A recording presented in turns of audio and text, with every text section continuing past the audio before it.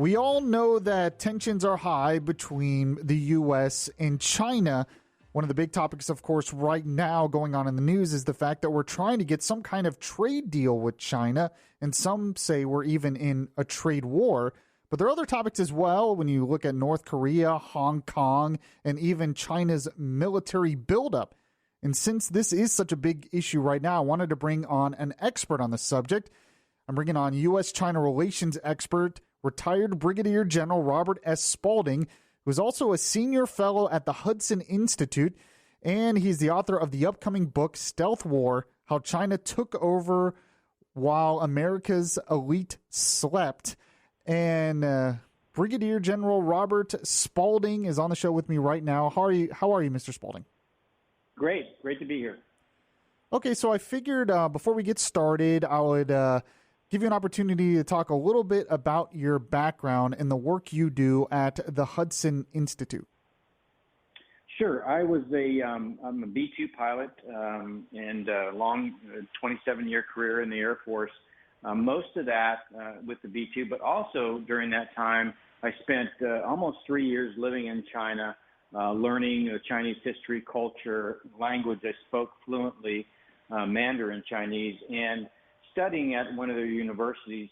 I also have a PhD in economics and mathematics, and so I've been focused over the last 6 years on this competition, not just the military competition, but the economic, the financial, the trade competition that we find ourselves currently involved in. And so I've been trying to raise awareness.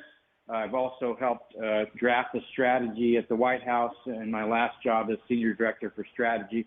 So I'm very familiar with all elements of how China uses essentially globalization and the internet to gain benefits to their population at the expense of democracies everywhere. Okay, so you say you're an expert and you've actually helped to draft some policy that's been used in the past. Right now, the big issue, and it's been the big issue for our economy in the past week, are the trade talks between us and China.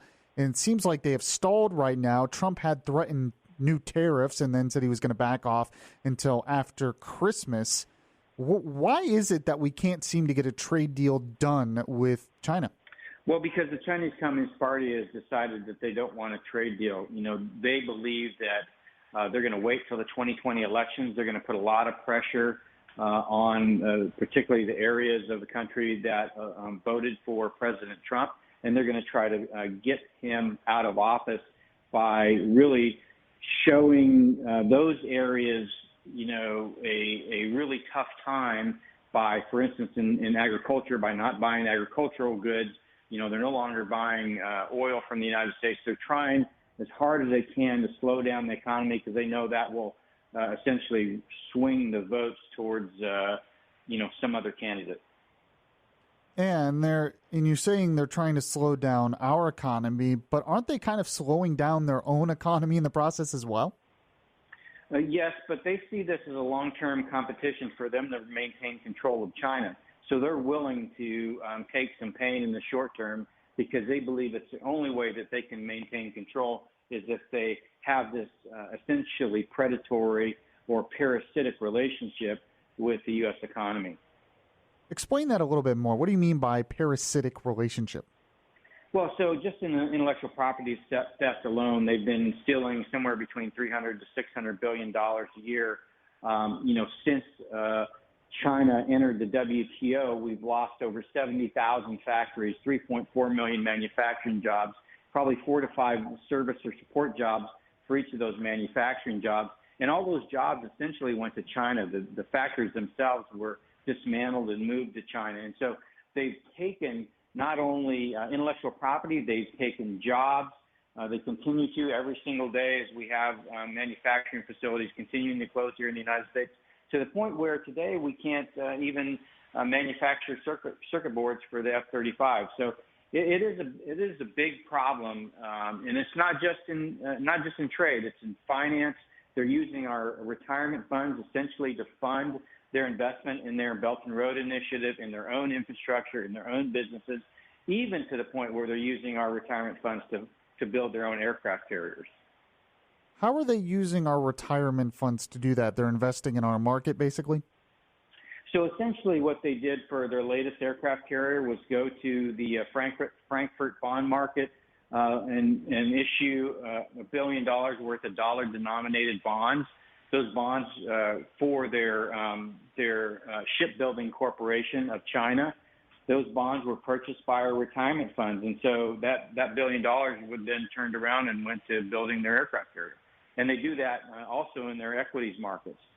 They essentially list their equities on our stock markets. Those get invested in by our retirement funds.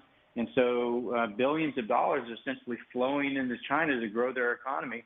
By the way, they won't invest in the United States because, especially in those areas of manufacturing, because essentially we incentivize all of our corporations to offshore manufacturing elsewhere, particularly in China.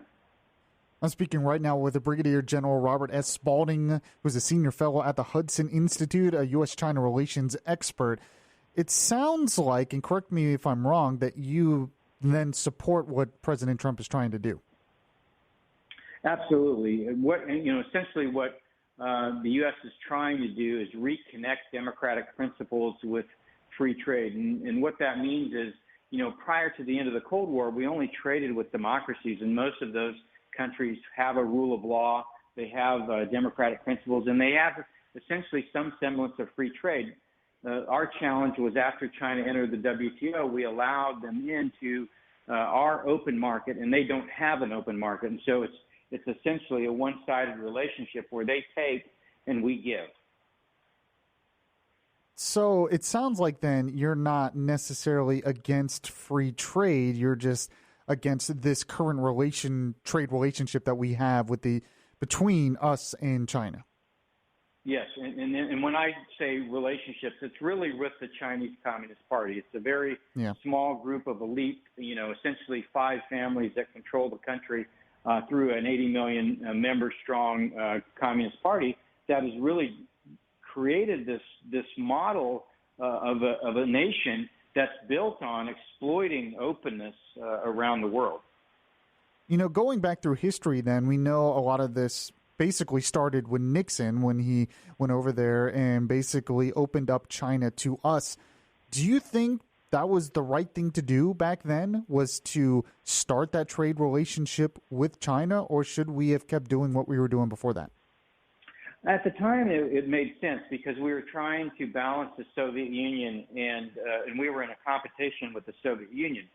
Really, I think the inflection point where we should have changed our policy was during Tiananmen Square. So in Tiananmen Square, the Chinese Communist Party was faced with the fact that the population wanted more democracy. They decided they didn't want that. We had an opportunity at that point, since the Cold War is coming to an end, to begin to change our policy vis-a-vis the Communist Party, but we didn't. In fact, George H.W. Bush sent Brent Scowcroft to China in August of that year to essentially say, hey, keep doing what you're doing. Essentially, the reason was we believe that open markets lead to wealth, and wealth leads to democracy, and that's exactly what the Chinese took advantage of. It sounds a little bit like what Obama was going to try to do with Cuba, that we figured if we could open up the markets with Cuba, it would sort of lead to democracy in the future. But so far, that hasn't happened either. Well, because the Chinese Communist Party figured out how to both shield their population from the influence of democratic principles, and quite frankly, we stopped talking about democratic principles. In 1999, we dismantled the U.S. Information Agency. Our U.S. global media agency has become less and less vociferous in talking about what we believe in as a country. And so it really became about open markets. It means globalization. And when that happens, China can insert their brand of nationhood and offer it up as a better model for the United States. Because they're predatory and parasitic, their economy continues to grow and at the expense of ours. And so it actually looks to the outside world that they have a better model. When I look at the Trump administration right now, I feel like there's kind of a conflict within his administration. He'll say sometimes that he's only putting on tariffs to make a deal with China, that he really wants all tariffs lowered. But it seems like maybe some others in his administration, just like higher tariffs, believe that protectionism is good for the American economy. Where do you stand on that? Well, I think you have to look at how, essentially these closed economies like China is using openness as a vulnerability, and you need to essentially protect America from that. Now, it's not just tariffs on China. They also transship their products through other countries in order to make it look like it's not coming from China. And so you have to actually shore up everywhere to make sure that essentially China is not using other allies and partners to get to us, through their economies. So you're not necessarily for protectionism as a whole. You're just saying we need to protect from China's parasitic relationship with us. Correct. Now, one way that I guess maybe the Obama administration and others thought was a way to have a trade relationship around China was the TPP agreement, which we eventually did not sign on to. Do you have a take on that? Would that have worked, or did that cause even more problems? Well, I think the problem with all of our multilateral trade agreements is enforcement, and really enforcement has been lacking for a couple of decades, and that's why we have all these challenges. Different standards like ISO 9001, which is a certification standard. Half of those certification comes from a Chinese state-owned enterprise, and so in a lot of ways, essentially all of these things that were supposed to be used as enforcements, like the WTO, they no longer function. And that's because a lot of countries have seen what China has done in terms of violating the rules and are essentially beginning to see it as a good model. And so the international order itself is breaking down because of this rule breaking that is going unenforced. And is there a website, if people want to know more information on you, is there a website out there they can find that? Not yet, but I tweet quite a lot, and it's Robert_Spalding. Okay, so they can find you on Twitter. Yes. All right, that sounds good. We're going to talk more about our relationship with China. We're going to get into the fact that we labeled them a currency manipulator, but also there's other issues in dealing with China. You have the current situation going on in Hong Kong right now. You have China's military buildup and what they're doing in the South China Sea, and many other different things that we have to be concerned about, cyber warfare. So we'll talk about all of those things. Recently, we, the United States, labeled China a currency manipulator, something that we've threatened to do for a long time, and the Trump administration finally did it. That topic and more is what we're discussing right now here on the Florida Roundtable. I am speaking with retired Brigadier General Robert S. Spalding, who is a U.S.China Relations expert and a senior fellow at the Hudson Institute. He's also author of the new upcoming book, Stealth War: How China Took Over While America's Elite Slept. And Robert, I appreciate you once again coming on the show today. Yeah, great to be here. So before we get into the fact that we labeled them a currency manipulator, I want to give you an opportunity to talk about your upcoming book. Yeah, thank you. So in 2014, when I was advising the chairman of the Joint Chiefs on China, I received a briefing from a friend that had a hedge fund invested, a very large hedge fund invested in China. And the briefing was from one of our major audit agencies or companies. And essentially the briefing detailed attacks on American companies across the nation. And the attacks were coming from China, and they were mostly unknown. And so, I'm a B2 pilot, and I also have a PhD in economics. And so I recognize a lot of the elements of things that we would do with the B2 in terms of attacking the society's infrastructure as happening, beneath the radar, essentially, because it was happening to our companies, and our companies weren't really talking about it because of either they were concerned about valuation issues, or they were concerned about litigation issues, or they were concerned about being punished by the Chinese from bringing up the fact that they'd been attacked. And so this was a stealth attack that was happening across the country, and it really started me on this path to study all that's gone on between the U.S. and China in finance, trade, investment, immigration, media, politics, and the internet. That's very interesting. So is one of the ways that they're, attacking us under the radar, is that done by cyber warfare? Cyber is a component of it. For instance, there was a chemical company that was under attack. It was in year 4 of a 5-year arc to IPO, and it saw its sales and its logistics efficiency go down in year 4. And then within about a month, they got an unsolicited offer from a Chinese company at a precise valuation 30% below where the market should have valued it. And the only way that valuation could have been done is if they knew about the performance declines. And so, yes, in fact, the company had been hit, but it really wasn't cyber as the culprit. Cyber was just a tool for them to get in and basically put the company under duress. Wow. So it sounds like it's going to be a really interesting book. We'll have to bring you back on when the book actually comes out. Something that has been in the news recently is the fact, and we were discussing earlier, we're having these trade talks with China. We were putting more tariffs on China and threatening to put even more tariffs on China. Then all of a sudden, China did something interesting, and they kind of devalued their currency. Then the Trump administration came out and labeled them a currency manipulator. A lot of this, maybe people don't understand. What does it mean when a country is labeled a currency manipulator?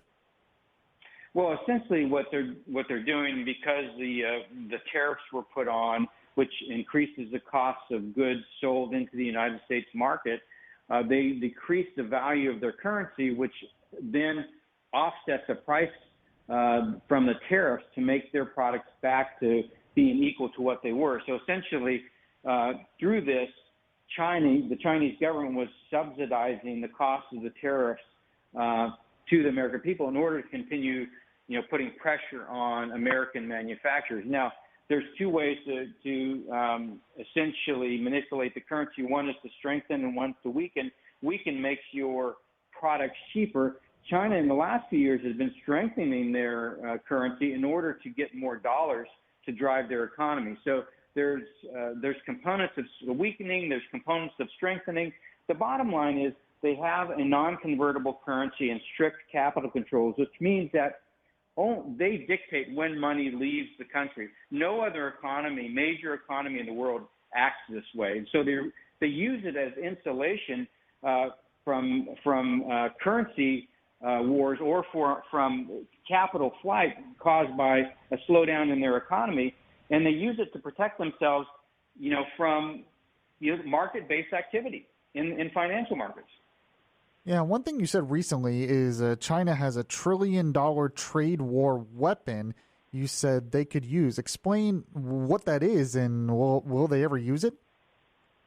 Well, they have essentially a lot of treasuries. I doubt they would use it because we trade, America trades about $500 billion in U.S. treasuries every single day. And so essentially it would be 2 full days of trading and then they would be done. At the same time, if it did have a bad effect for the prices of those treasuries, they would be harmed just as bad as the United States. So I really don't think that they will. I want to move on to the national security aspect of what China is doing, especially their military buildup, since you are also a national security expert because you were in the Air Force. Are you concerned at all about how much they are building up their military, and is the U.S. prepared for this at all?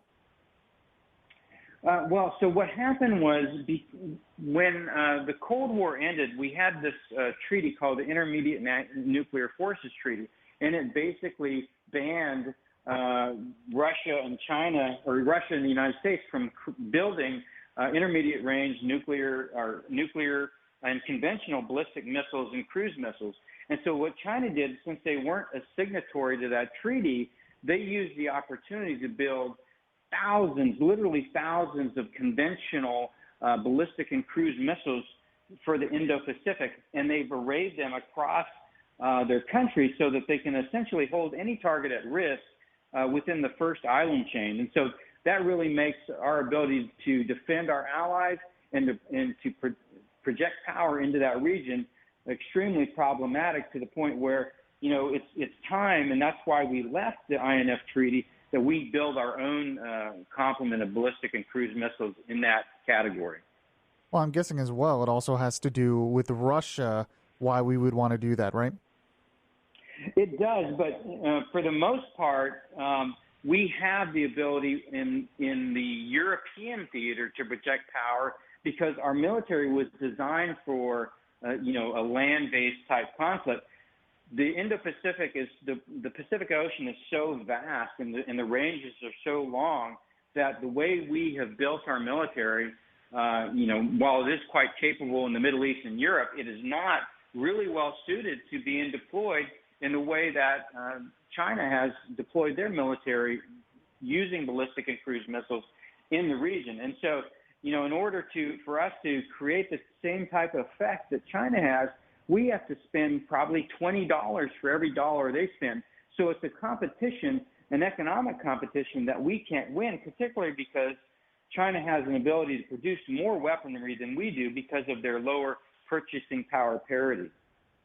It sounds like then we're going to end up going back to what we had with the Soviet Union for years, mutually assured destruction. It seems like that would be the only defense after all this.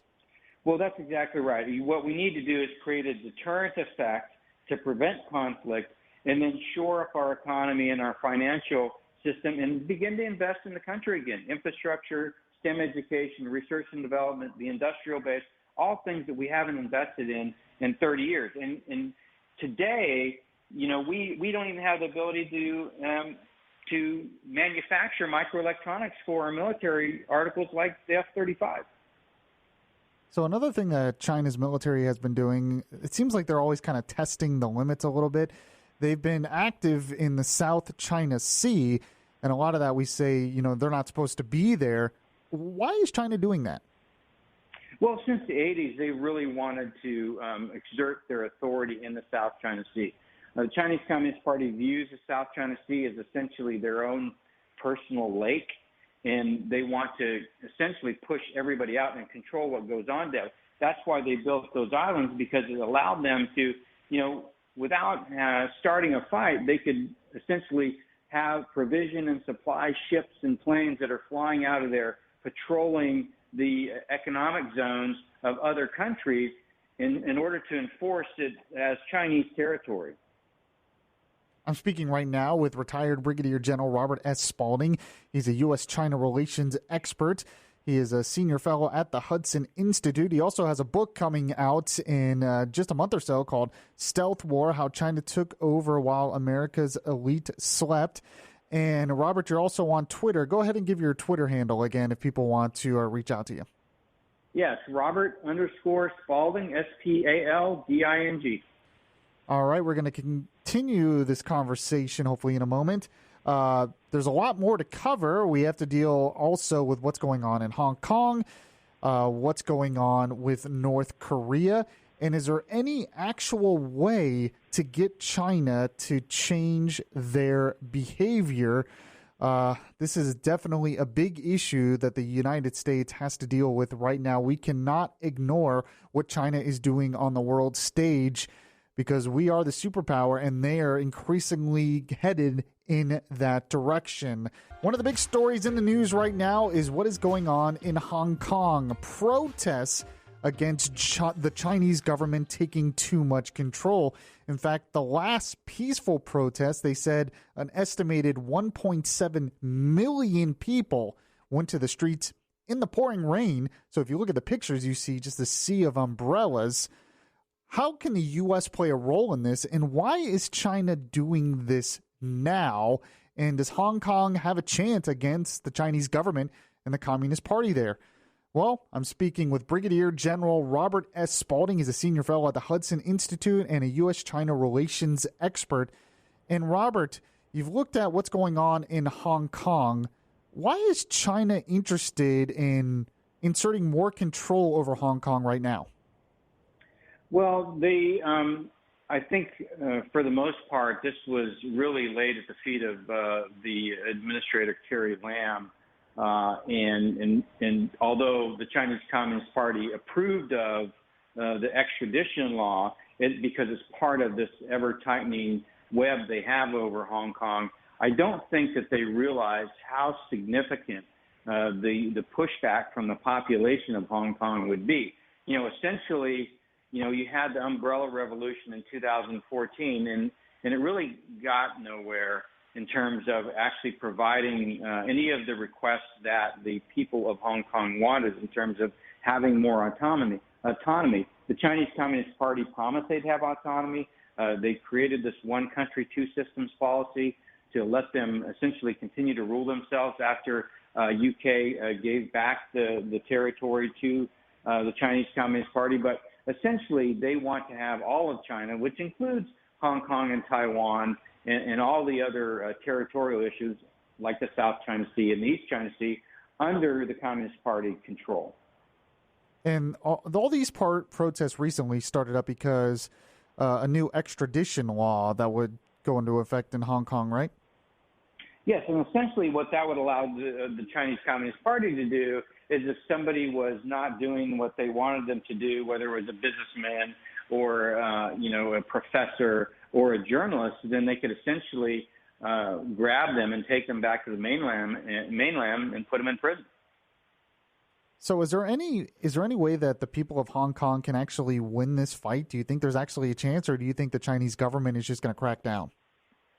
I think at some point the Chinese government are going to be fearful about this protest spreading to the mainland, and at that point they'll crack down. They've already, essentially started to send some of their folks, their People's Armed Police, into the country under disguise to begin to essentially harass the protesters in hope that they can get them to stop. I don't think the protesters are going to stop, and I think eventually, particularly as we move into the fall, and the Chinese Communist Party is convinced that just going back to school is not going to slow this, that they're going to move in and more forcefully implement martial law, and then truly it'll be the one country, two systems policy will be dead. And do you think the United States can play a role in helping prevent that, or is there really nothing we can do? Well, I doubt that we can play a role in preventing the Chinese Communist Party from moving in because it is their territory. But I will say that the United States has a responsibility as a leading democracy in the world to stand up for human rights, democratic principles, rule of law, and civil liberties. It's something that we used to do quite vocally, and at the end of the Cold War, we believed we no longer had to do because essentially we had won.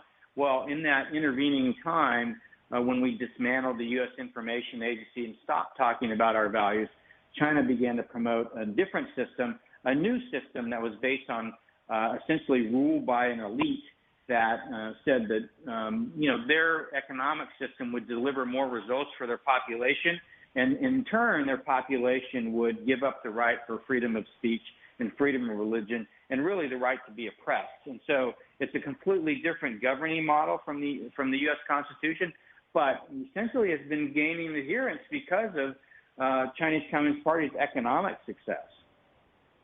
It seems like, though, you said it's a different model from the U.S. Constitution. It seems like a different model from past communist countries as well, kind of opening up the market, but then having controls over freedom of speech and press and stuff. Well, what they did is incentivize free market activity, and it's not really free market activity because, it's only according to what the Chinese Communist Party believes they want to have happen. And so they set the incentives, whether it be financial incentives or regulatory incentives, to enable people to get rich, but they can only get rich in narrow areas. And so what they've done is essentially created an incentive system that's globalized. And so if you're getting rich in America, then you're actually doing so in a way that China wants you to. If you're getting rich in Europe, the same thing. And so they've created this incentive system that actually can be exported around the world to U.S. and Western corporations to get them to do things that benefit the Chinese Communist Party. So it sounds like then they're still pretty dependent on those Western corporations and other countries to kind of uphold, push up their economic model. Right. For instance, Roy Jones, who was a mid-level employee at Marriott Corporation working in Omaha, Nebraska, liked to tweet about Tibet. China called up Marriott Corporation and told them to fire him, and they did. So here is a gentleman working in a free country, executing his right to free speech, but was essentially squelched by the Chinese Communist Party, and they could do that through putting pressure on the corporate structure.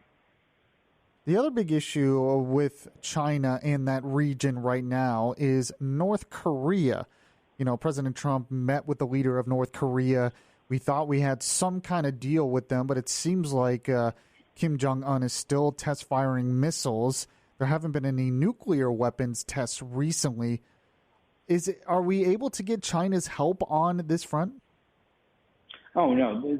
Essentially, China uses proxies, and they use them in the European theater through the Russians, in the Pacific theater through the North Koreans, and in the Middle East through Iran. And they have very strong economic relationships with those countries. They support them. There are literally tens of thousands of North Koreans working in China and sending their money back to North Korea to keep that regime going. And so they see each of those as a way to keep the United States pinned down in those regions and not focusing on them as the main problem.